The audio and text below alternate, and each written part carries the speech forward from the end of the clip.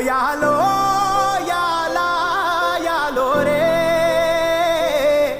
యాలో యాలా యాలో రే ఎన్నో ఎండ్ల సీకటికి పొద్దు పొడిసిందయ్యో